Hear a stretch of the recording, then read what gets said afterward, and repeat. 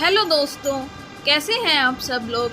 आपका स्वागत है मेरे चैनल जीके विद दर्श में। आज की कहानी का टाइटल है जब रणभूमि में सीता के मारे जाने का समाचार सुनकर अचेत हो गए राम। आओ कहानी की शुरुआत करते हैं। एक कथा के अनुसार माना जाता है कि रण क्षेत्र में वानर सेना तथा राम लक्ष्मण में भय और निराशा फैलाने के लिए रावण के पुत्र मेघनाथ ने अपनी शक्ति से एक मायावी सीता की रचना की, जो सीता की भांति ही नजर आ रही थी।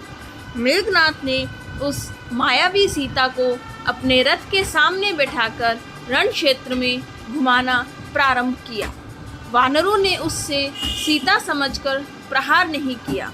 बाद में मेघनाथ ने मायावी सीता के बालों को पकड़कर खींचा तथा सभी के सामने उसने उसके 2 टुकड़े कर दिए।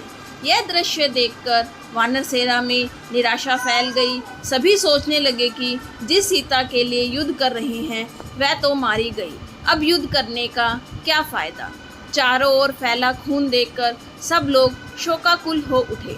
मायावी सीता को मरा जानकर हनुमान की आज्ञा से वानरों ने युद्ध बंद कर दिया। इसी बीच मेघनाथ निकुंबला देवी के स्थान पर जाकर हवन करने लगा। इस हवन से उसमें और भी तरह की शक्तियां आने वाली थी। उधर कहते हैं कि जब यह समाचार राम ने सुना तो वे अचेत जैसे हो गए और लक्ष्मण भी क्रुद्ध हो गए।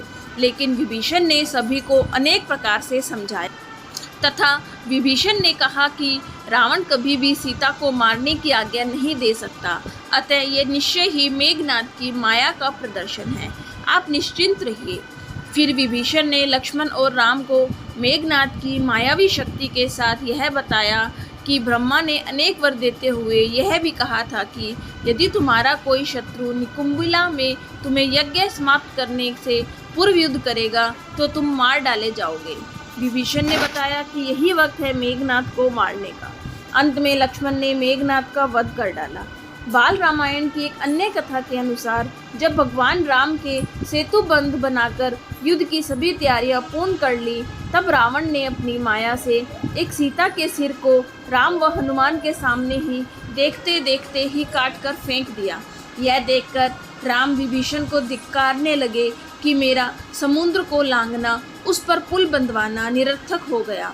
लक्ष्मण भी क्रुद्ध होकर करने लगे कि हे रावण, तुम्हारे इस कृत्य के बदले हम अपने शोक को तुम्हारी स्त्रियों के आंसू से सुखाएंगे। इसी के बीच लक्ष्मण देखते हैं कि सीता का कटा सिर भली भांति बोल रहा है। तब वह समझ जाते हैं कि ये रावण की कोई माया है। धन्यवाद।